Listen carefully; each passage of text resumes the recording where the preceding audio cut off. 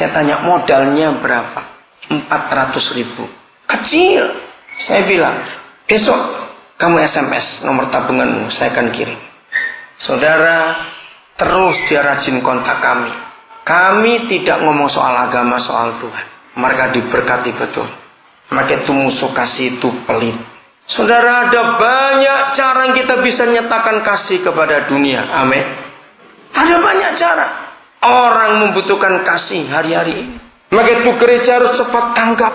Saudara, saya seorang hamba Tuhan yang sangat percaya pada otoritas Alkitab. Dengarkan.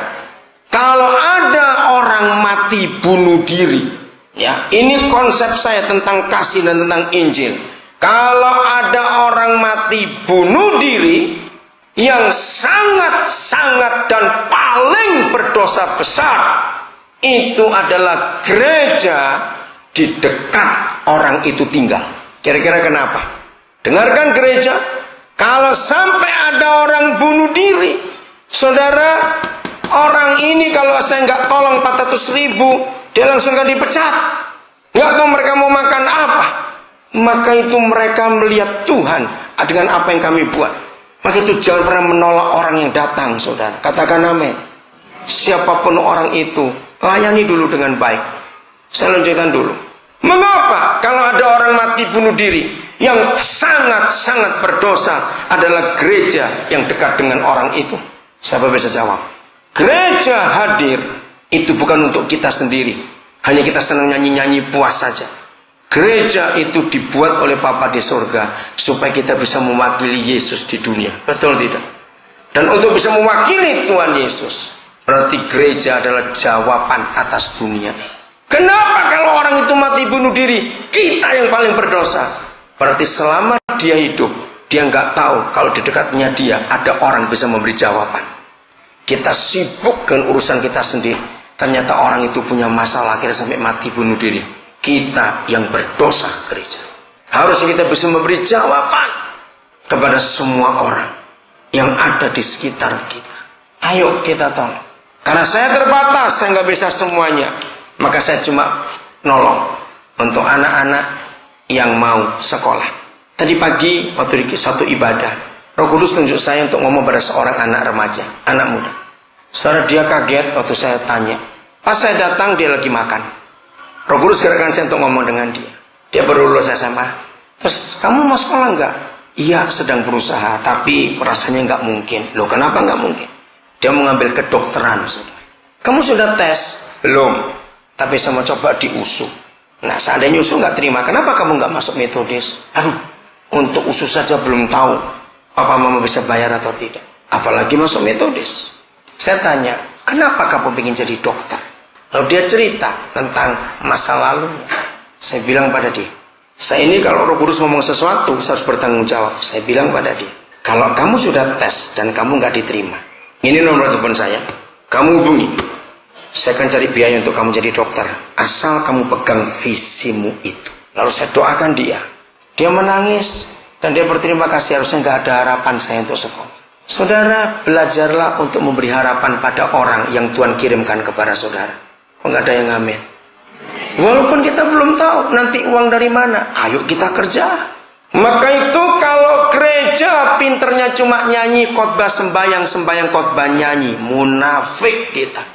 Bicara kasih tanpa tindakan itu sama dengan orang ngomong sambil kentut. Jawab cara itu baik-baik.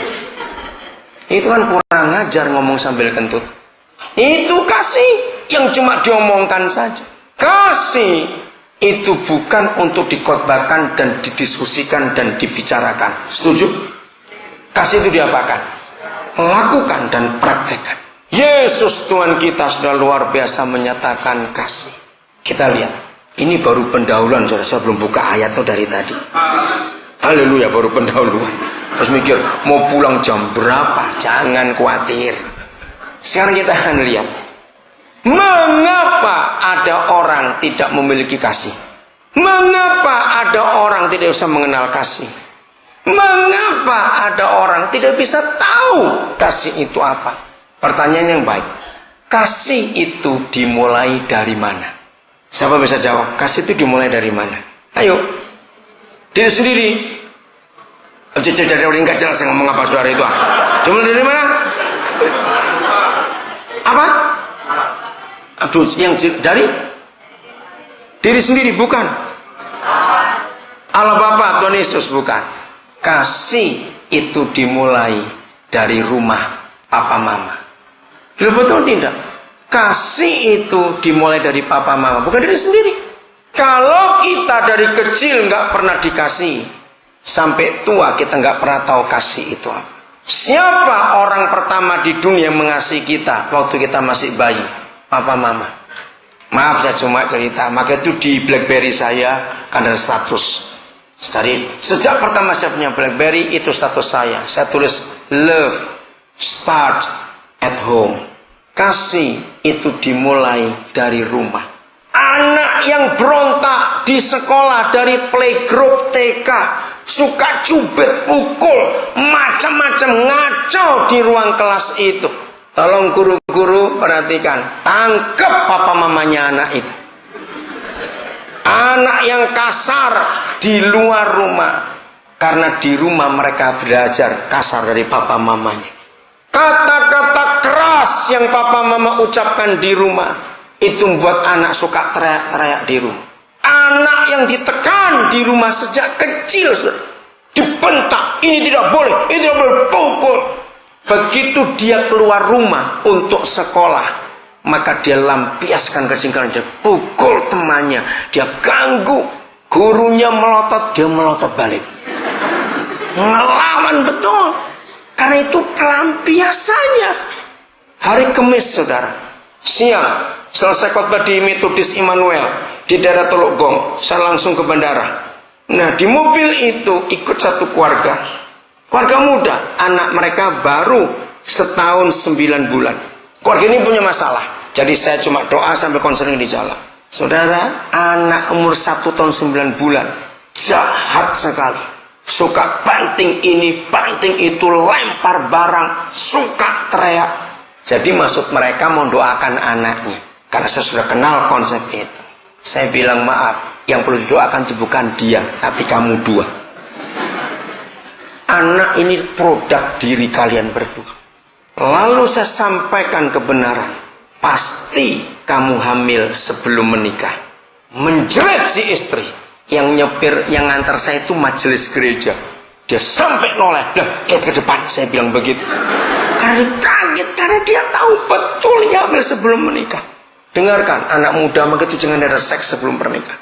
Semua orang yang hamil sebelum menikah pasti nggak siap untuk punya anak.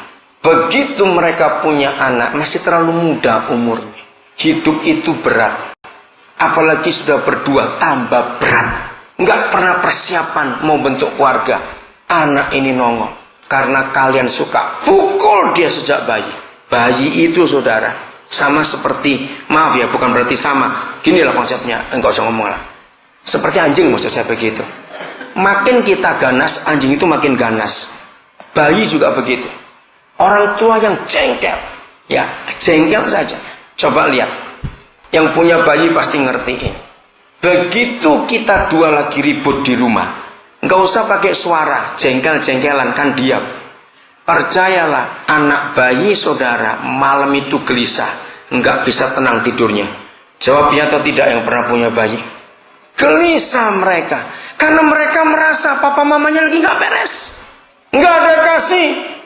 Nah, anak yang menangis karena minta disayang, minta dikasih, nggak dapat. Orang tua kan jengkel, ribut aja kamu kecil, wah dibentak, makin kenceng nangisnya, makin berontak dia, karena mereka minta dikasih.